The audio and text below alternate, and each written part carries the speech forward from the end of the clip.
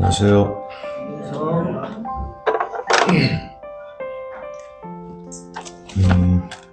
지난 화요일에 찬바람이 불면서 기온이 급강했는데 그때 좀 찬바람 맞으면서 일을 하는 중에 목이 살살 간지럽더라고요.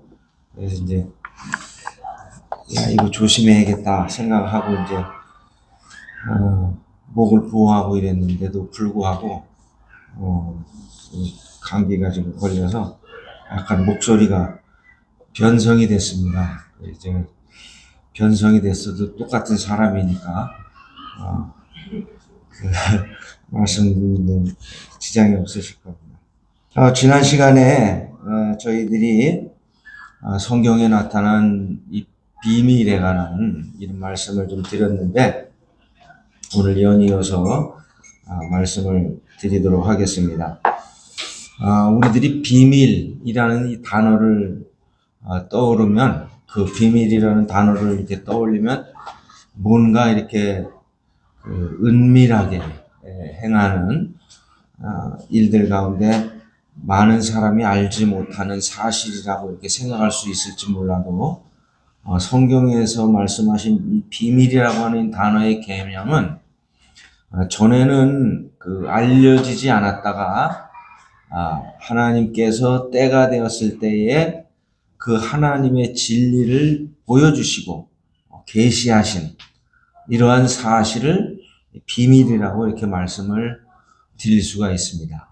그래서 지난 시간에 이제 저희들이 천국의 비밀에 대해서 말씀을 나누었는데 예수님께서 이 땅에 오셔서 하나님 나라의 사실을 이렇게 쭉 이야기하셨을 때에 사람들이 그 하나님 나라의 놀라운 진리와 이 사실들을 받아들이지 않고 하나님 나라의 그 놀라운 이 비밀을 가르쳐 주시고 또 나타내 보여주심에도 불구하고 하나님 아들 되신 예수 그리스도를 거절하는 이 사건이 있다고 말씀드렸죠. 이 마태복음 12장에 보면 예수님께서 기적을 행하시고 병자를 고치실 때에 이것은 바알세불 귀신을 쫓아내셨을 때에 바알세불 그를 힘입어 쫓아낸 것이 아니냐 하고 이렇게 예수님을 대적하는 이러한 사건이 있었죠. 그러면서 이제 이 13장에서는 하나님 아들 되신 예수 그리스도께서 이제 이 하나님 나라에 대한 언급을 7가지 비유를 들어 말씀을 하십니다. 그래서 이 비유는 하나님의 진리를 알기를 거부하는 사람에게는 더 아리송한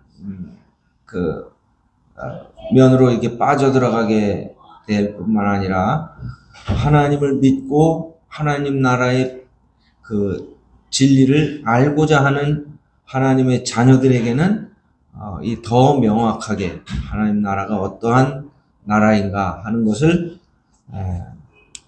알기 쉽게 하는 이 특성이 있습니다. 그래서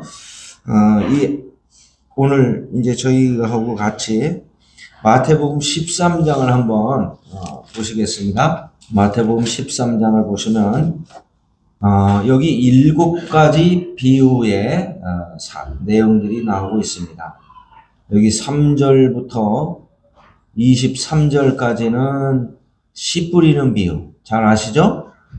그 다음에 24절부터 30절까지는 이것도 씨 뿌리는 비유인데 이 첫 번째 씨 뿌리는 비유와는 약간 다른 비유고 31절, 32절은 겨자씨와 누룩의 비유, 또 33절부터 43절까지는 누룩의 비유, 그 다음에 45절, 46절은 44절은 감추인 보화의 비유, 그 다음에 45절은 진주를 구하는 장사의 비유, 그 다음에 47절은 그 물고기를 모으는 그물의 비유.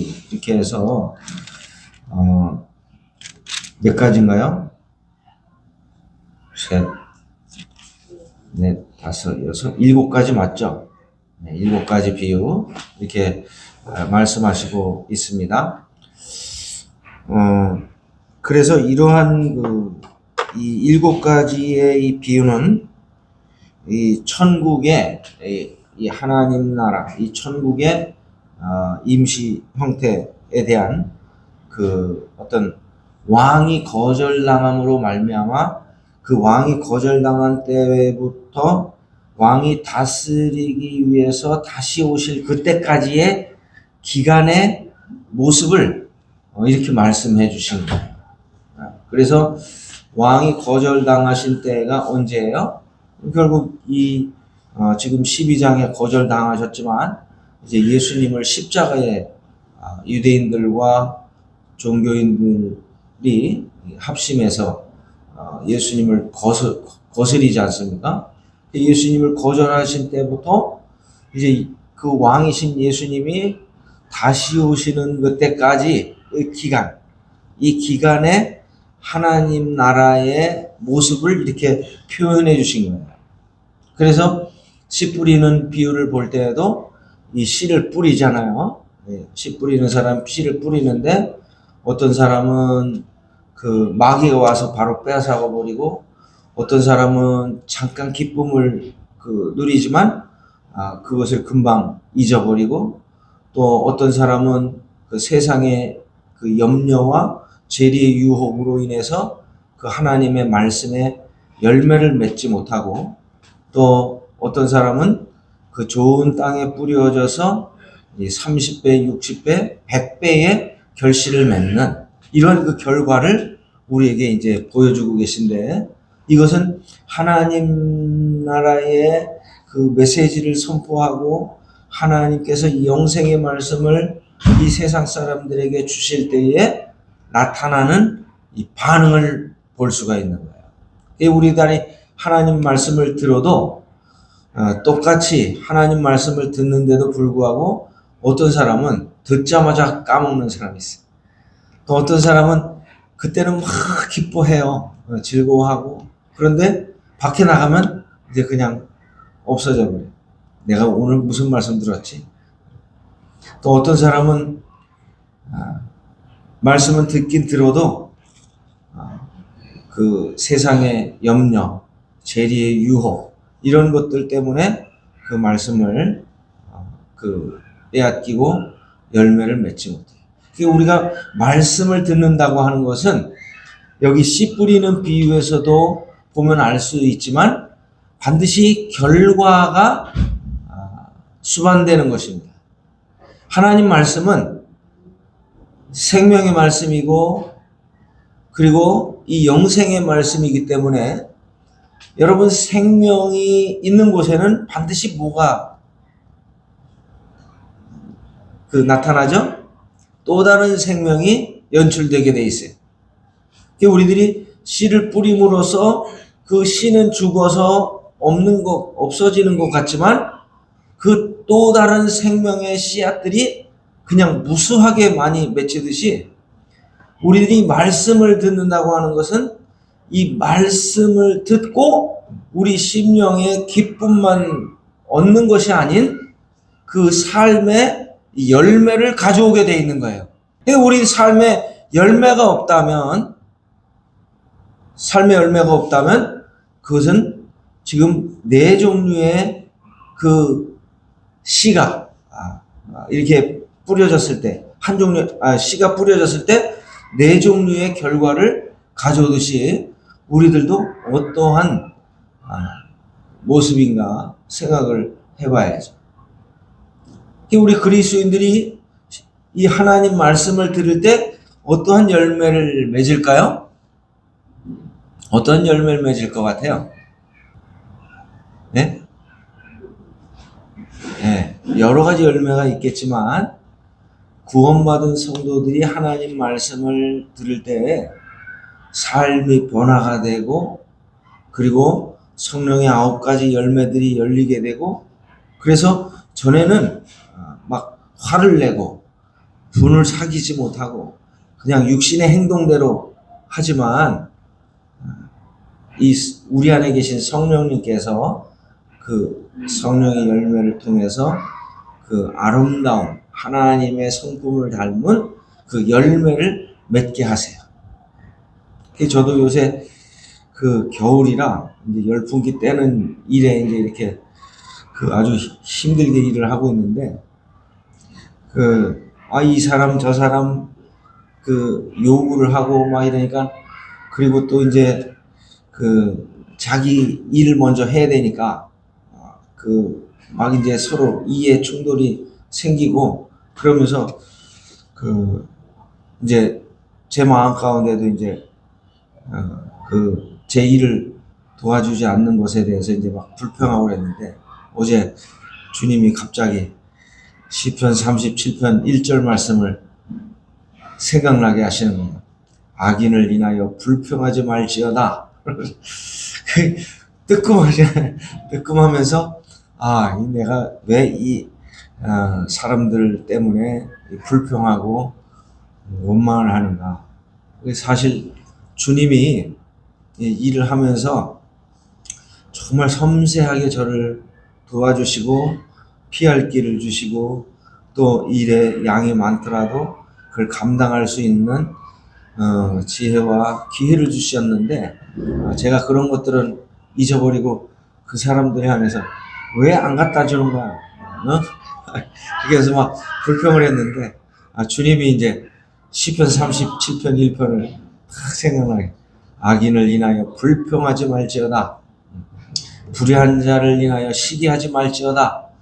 주님 마음에, 이 성도들에게는 이 하나님 말씀이 들려지게 될 때 이런 열매들이 맺혀지게 돼 있는 거예요. 그리고 영혼들을 보면 불쌍한 마음이 들고 그 영혼을 어찌하든지 그리스도께로 인도하고자 하는 마음들. 그래서 이러한 하나님 나라가 어떠한 모습이냐? 지금 왕은 실제적으로 자리에 없어요. 왕이신 예수님은 어디 계세요? 하나님 보좌 우편에 지금 계신 거예요. 그러나 사람들이 왕의 백성이라고 이렇게 고백하는 곳마다 그게 하나님 나라인 거예요. 우리 이 하나님을 거부하고 하나님 믿지 않는 이런 사람들이 구원받아서 하나님의 자녀가 되고 하나님 나라의 백성이 되지 않습니까? 그러면 이제 어때요? 각 곳에서 오 주님, 오 나의 왕이시여 하면서 그 주님을 부르는, 이런 고백하는, 그리고 그 왕의 명령을 실제로 믿고 행하는 이런 사람들이 모여진 이 곳, 이 주님의 몸된 교회이지만 사실 넓게 보면 여기가 하나님 나라인 거예요. 하나님이 통치하시는, 하나님이 왕이 되시는, 하나님이 주가 되시는 이곳이 하나님 나라의 모습인 거예요. 우리들이 지금 다 이제 주일이 되면 또 예배를 드리고 다 흩어져서 각 처에서 이렇게 섬기는 삶을 살지만, 우리가 어디를 가든지 이 하나님 나라의 백성이라고 하는 이러한 그 사실 앞에 그 한 분 한 분이 나라가 되는 거예요. 마치 제가 지금 대한민국 국민이지 않습니까? 미국을 가도 대한민국 국민이에요. 또 캐나다를 가도 대한민국 국민이에요. 저 칠레를 가도 대한민국 국민이에요.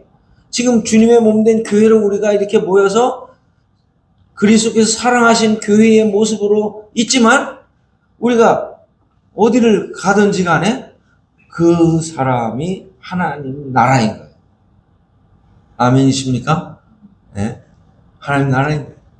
하나님 나라를 대표하는 이런 사람으로 살아가는 거죠. 이게 얼마나 놀라운 발견인가요? 그래서 이러한 이 시대, 지금 왕이 거절당한 그 때부터 왕이 다시 오시는 그 기간까지 바로 이 천국의 비밀, 이 7가지의 비유를 통해서 이 하나님 나라의 확장이 어떻게 되어지는가 하는 것을 우리에게 보여주시는 거예요. 그 우리들은 지금 뭐 얼마 안 되는 성도들이라 얼마 안 될 것 같다 생각을 할 수 있을지 몰라도 하나님의 이 전체적인 이 조망, 하나님께서 이 세상을 바라보시면서 세계 각 곳에서 주의 이름을 부르는 자들이 지금 점점 이제 많아지는 거죠. 물론 지금 우리들이 생각할 때, 옛날같이 구원받는 수가 적고 뭐 이렇게 생각할지 몰라도요, 그렇지 않습니다. 그렇지 않아요. 지금 우리들의 모습은 그럴지 몰라도 지금 이슬람권이라든지 또 공산권이라든지 이런 데서 오히려 주님 믿는 사람들이 더 많이 증가가 되고 있는 이런 소식들, 뉴스들을 듣고 있습니다. 조금 이따가 말씀을 드리겠습니다만 이스라엘 같은 경우 보면 바로 이스라엘이 소경된 비밀이 이 성경에 말씀하시고 있지만, 그래서 비록 소수의 유대인들이 구원받고 있지만 그렇지 않습니다. 우리들은 하나님의 시각으로 이 세상을 바라보고 하나님 나라의 비밀이 얼마나 이 하나님의 지혜와 그리고 하나님의 능력, 하나님의 위대하심, 이것이 나타나는 것을 볼 수 있는 이러한 눈이 필요합니다. 우리들은 하루살이는 얼마를 살죠? 하루를 살아요. 하루를 살기 때문에 다음 주가 있는 걸 잘 몰라요. 또 잠자리는 얼마를 삽니까? 잠자리 1년 살아요. 1년밖에 몰라요.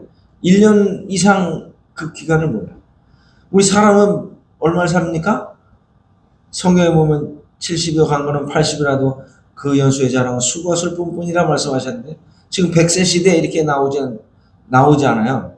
그러니까 100세 정도밖에 못 사니까 200년, 300년이 뭔지 몰라요.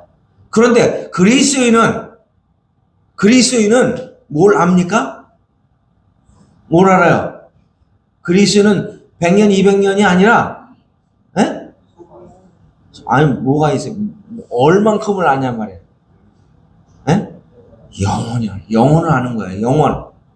우리가 비록 100년의 삶을 살지만 영원이라고 하는 이 개념, 우리가 다 이해하지는 못해도 우리가 하나님 말씀을 통해서 아들 예수 그리스도를 믿는 자에게는 영생이 있음을 알게 하려 함이라 말씀하시잖아요. 영생이 있음을 알게 하려 함이라.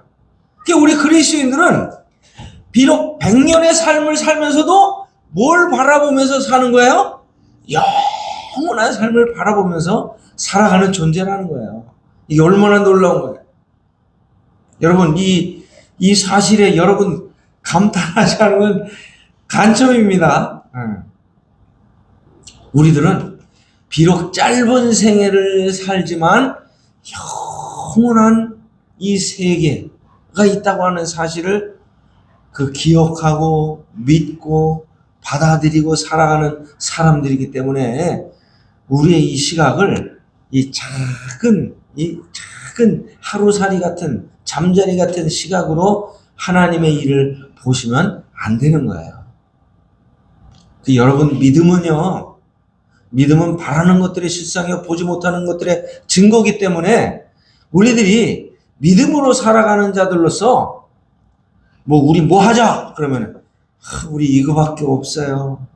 우리가 어떻게 해요? 이런 말을 하는 분들이 종종 있어요. 그런 말 하지 마세요. 믿는 자에게는 뭐가 없다고요?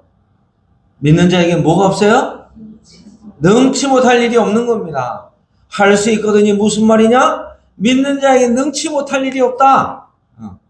이게 하나님 나라의 백성이 이 천국의 비밀을 가지고 있는 자들로서 우리가 살아가야 할 삶의 수단이 돼야 되는 거예요. 그래서 이 하나님께서는 이제 그 시대가 끝날 때에 여기 천국의 비유 중에 두 번째 비유 있죠? 이 두 번째 비유는 뭐예요? 이 좋은 씨를 뿌렸는데 그 좋은 씨 사이에 이 원수가 와가지고 이 씨를 또 뿌리잖아요? 무슨 씨를 뿌렸어요? 가라지를 뿌린 거예요. 지금 이 시대가 그런 거예요. 그래서 참 신자가 있고 거짓 신자가 있지만 이제 수확을 할 때 하나님께서 참 신자와 가라지 신자, 참 신자와 거짓 신자, 알곡과 가라지를 갈라내듯이 이 갈라낼 것이라고 하는 사실을 말씀해 주고 계신 겁니다. 지금은 하나님이 그냥 놔두세요. 참 신자, 거짓 신자, 교회에 있던 세상 밖에 있던 그냥 내버려 두시는 거예요. 그러나 하나님이 계속 내버려 두시는 것이 아니라 하나님께서 이 수확을 하실 때에 바로 알곡과 가라지를 갈라내서 알곡은 곳간에 가라지는 불에 던져 넣듯이 이제 참 신자를 하나님 나라에 들여보내시고 거짓 신자를 지옥불에 던져 넣으시듯이 하나님께서 이러한 일들을 행하실 거라고 하는 사실이죠.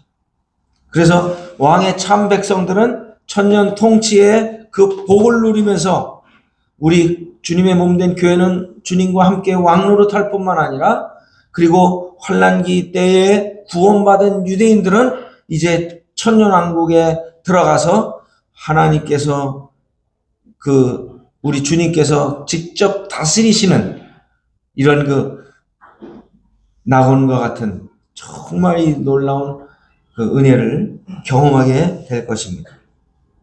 두 번째, 여기 이 로마서 11장을 한번 보시겠습니다. 로마서 11장 26절을 보시면 25절부터 한번 같이 읽어보겠습니다. 25절, 26절 시작. 형제들아 너희가 스스로 지혜 있다 하면서 이 신비를 너희가 모르기를 내가 원하지 아니하노니 이 신비는 이방인의 충만한 수가 들어오기까지 이스라엘의 더러는 우둔하게 되는 것이라. 그리하여 온 이스라엘이 구원을 받으리라. 자, 여기 보면 어떤 신비예요? 이방인의 충만한 수가 들어오기까지 이스라엘의 더러는 우둔하게 됐다 그랬어요. 그러니까 이방인의 이 충만한 수, 하나님께서 아시는 그 이방인의 충만한 수가 이제 들어오게 되면 그 다음에 그때까지 이스라엘이 완악하게 된 거예요. 그래서 이스라엘이 예수님을 거절한 때부터 지금까지 이스라엘 사람들이 많은 핍박과 고난을 받으면서 하나님을 섬기지만 그럼에도 불구하고 그 눈이 멀어서 그 예수 그리스도 그분이 참된 하나님이신 것을 지금까지 깨닫지 못하고 있어요. 그러나 그럼에도 불구하고 이 소수의 유대인들이 이 예수 그리스도께서 참 하나님이심을 받아들이고 구원받는 이러한 모습을 보여주고 있습니다. 이것이 왜 유대인들이 메시아 예수님을 받아들이지 못하는지를 조금이나마 설명해주는 말씀인 것입니다. 네. 우리들 생각에는 이분을 왜 메시아로 깨닫지 못할까 이러는데 이게 신비해요. 그러나 점점 더 많은 유대인들이 예수님이 선지자들이 말한 그분임을 이제 깨닫게 되고 그리고 대부분의 이방인이 이제 민족적 회개를 통해서 그 환난기 때 많은 유대인들이 구원받을 것입니다. 이게 하나님께서 계획하신 그 비밀의 경륜이죠. 그래서 이스라엘에 믿는 그 잔존자들이 이제 그 환란기를 통과하면서 구원받는 이런 놀라운 그 신비가 하나님의 역사 속에 있다고 하는 사실입니다. 여러분, 왜 유대인들이 하나님을 배도하나요? 제가 말씀드렸죠? 7년 환란, 하나님께서 이스라엘 백성들에게 약속하신 이 70일의 중에 마지막 한 일에 가운데 한 일의 시작이 될 때 이스라엘은 바로 이 적그리스도가 이 세상을 통치할 메시아임을 받아들이고 그와 평화협정을 맺는다고 말씀드렸잖아요. 그죠? 그래서 그를 그리스도로 알고 이제 참된 그리스도를 배반하는 거예요. 그 배도의 길을 걸어가는데 이제 거기에 대한 응분의 심판이 하나님께서 말씀하시는 후 3년 반 그때 일어날 전무후무한 환란, 야곱의 환란, 대환란이라고 표현하는 이런 환란의 그 기간에 들어가면서 그들이 불로 연단한 금과 같이 거기에서 이제 깨닫게 되는 거죠. 내가 추종하던 저분이 그리스도가 아니고 2000년 전에 오신 그분이 정말 참된 메시아이구나 하고 회개하고 민족적으로 돌아오게 된다고 말씀드렸잖아요.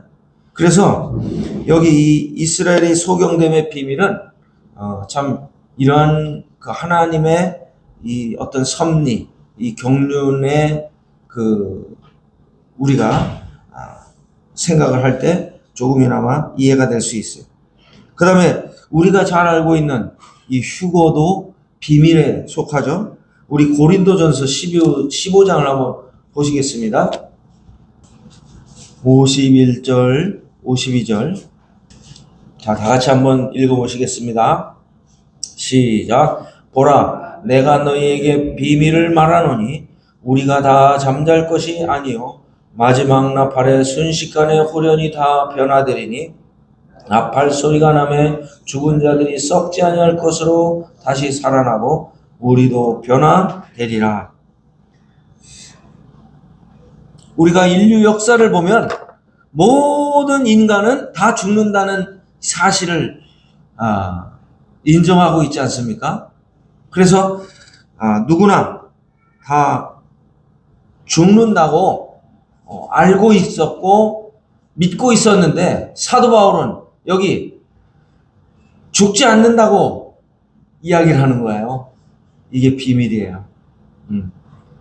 그래서 사람들이 다 죽으니까 다 죽는 줄 아는데 이 사도 바울은 하나님으로부터 계시를 받고 야, 우리 죽지 않는다. 죽지 않는다. 이 세상 사람들한테 이야기하면은 뭐 어떻게 해요? 피식 웃죠? 죽지 않는 사람이 어디 있어? 근데 성경은 분명히 죽지 않는다고 선언을 하고 계세요. 그래서 휴거 때 이제 이 주님이 천사장의 소리와 하나님의 나팔로 친히 하늘로 쫓아 강림하실 때 어떻게 돼요? 죽은 자들이 먼저 일어나고, 그죠? 죽은 자들이 먼저 일어나요? 이게 휴거 아니에요. 부활이에요, 부활. 그 다음에 뭐라고 말씀하세요? 살아남은 자도 끌어올려 공중에서 주님을 영접하게 되는 것입니다.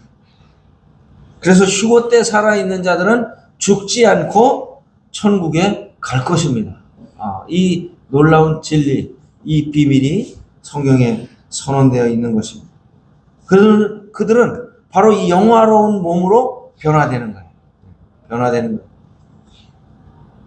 이 죽음을 경험하지 않죠. 그리스도 안에서 죽은 자들은 부활하여 살아있는 성도들과 함께 하늘에 올라가는 이 놀라운 이 비밀. 우리가 데살로니가전서 4장 13절로 18절에 더 자세하게 기록이 되어 있지 않습니까? 여기 내가 너희에게 비밀을 말하노니, 내가 너희에게 비밀을 말하노니. 참 놀랍죠. 또 한 가지는 몇 번째인가요? 비밀이 지금 천국의 비밀 하나 가르쳐 드렸고, 그 다음에 이스라엘 소경됨의 비밀이 있고, 그 다음에 휴거의 비밀이 있잖아요. 또 한 가지는 이 교회도 비밀이라고 하는 사실입니다. 교회도 비밀이에요. 그래서 여기 이 로마서 16장을 한번 보시겠어요. 로마서 16장 25절. 자, 같이 한번 27절까지 읽어보시겠습니다. 시작. 나의 복음과 예수 그리스도를 전파함은 영세전부터 감추어졌다가 이제는 나타내신 바 되었으며 영원하신 하나님의 명을 따라 선지자들의 글로 말미암아 모든 민족이 믿어 순종하게 하시려고 알게 하신 바 그 신비의 계시를 따라 된 것이니 이 복음으로 너희를 능히 견고하게 하실 지혜로우신 하나님께 예수 그리스도로 말미암아 영광이 세세 무궁하도록 있을지어다. 아멘. 아멘. 네. 바로 모든 민족이 믿어 순종하게 됨으로 말미암아 이루어지는 모임. 그게 뭡니까? 교회예요. 예수 그리스도께서 승천하시고 성령님이 강림하신 그 오순절부터 바로 우리 주님이 교회를 다시 데리러 오시는 그날까지 구원받는 모든 성도들은 어디에 구성원이 되는 거예요? 교회의 구성원이 되는 겁니다. 그래서 그 교회는 이 영세전부터 감추어졌다가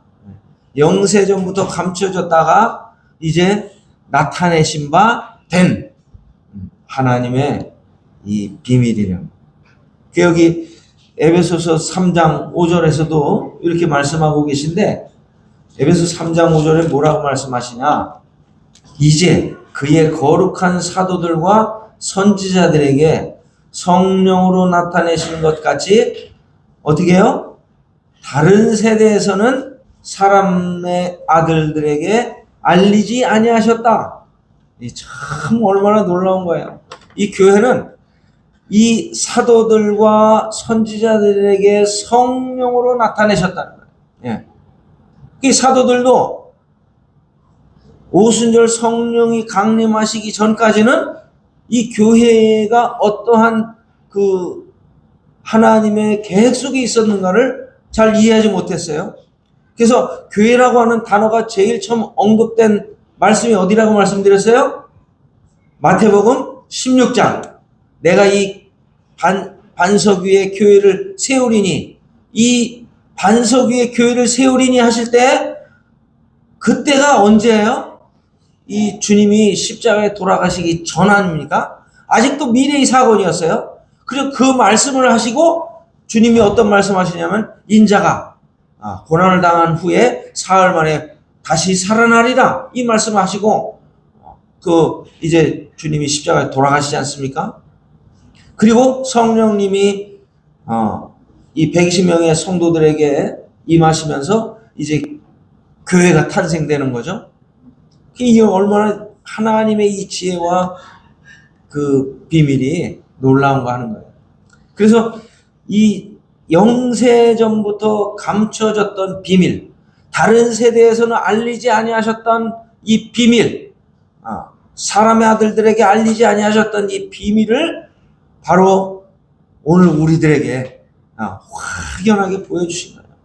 제일 먼저 보여주신 사람이 바로 사도들, 그 다음에 이 선지자들. 그 당시에도 선지자들이 있었거든요.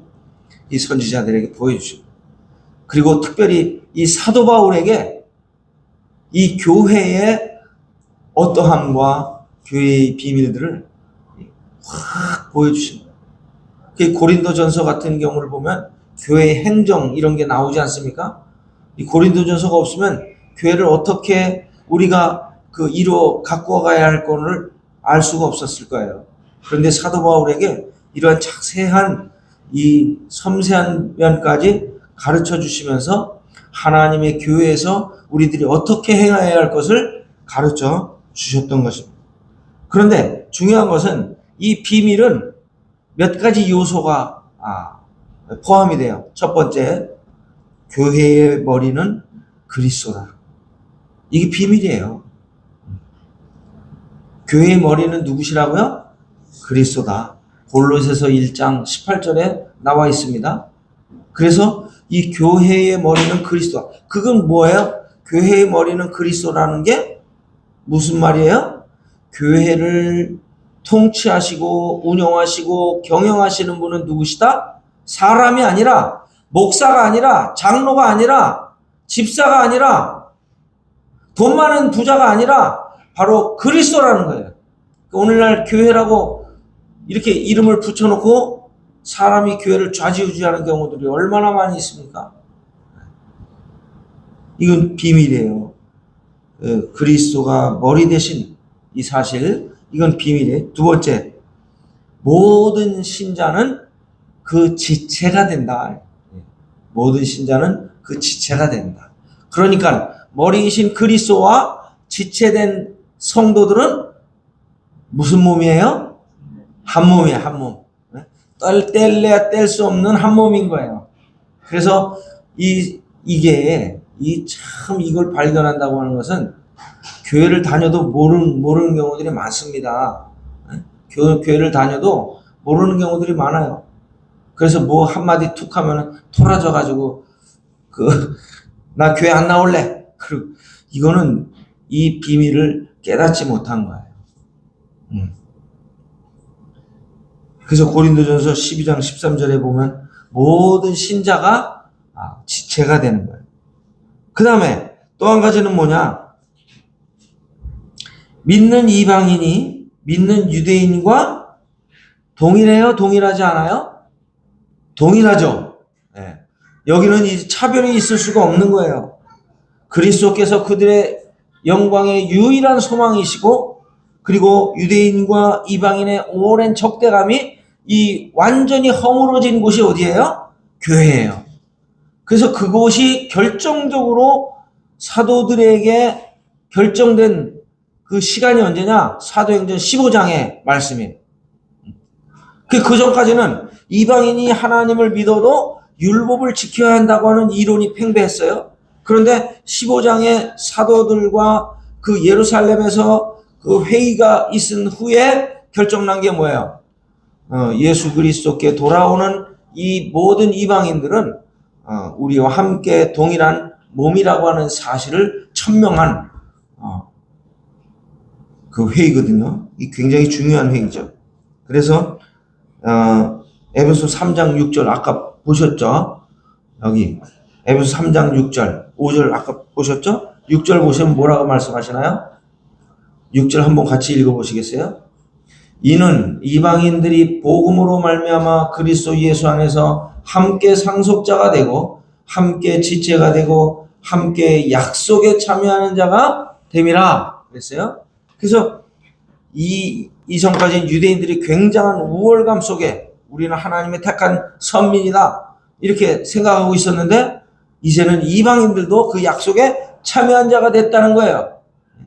그런데 오늘날 이 종교인들의 모습 보면 천주교는 개신교를 보고 우리는 큰 집이다, 너희는 작은 집이다 이런 말 하지 않나. 또 개신교 안에서도 장로교는 우리가 장자교단이다 이 웃기는 소리를 하고 있는 거예요. 장자교단은 무슨 장자교단? 함께 다 약속에 여기 참여한 자가 됐다고 말씀하시는 거예요. 우리들이 이러한 그 하나님의 말씀을 통해서 명확하게 깨닫게 될 때 우리의 신분과 우리의 그 모습 이런 것들이 얼마나 소중한가를 다시 한번 생각해 보게 됩니다. 그래서 아까 그리스도가 머리가 되신다고 그랬죠? 그 다음에 네 번째로는 뭐냐? 교회는 그리스도의 몸이다. 교회는 그리스도의 몸이다. 이게 비밀이에요. 그 다음에 교회는 그리스도의 뭐다? 뭐 같아요? 교회는 그리스도의 뭐 같죠? 신부다. 신부. 교회는 그리스도의 신부예요. 신랑은 누구세요? 예수님이. 그래서 예수님이 오실 때 신부된 교회가 끌어올림을 받아서 공중에서 주님을 영접하게 되죠. 그리고 이게 굉장히 중요한데 에베소 3장 10절 한번 보세요.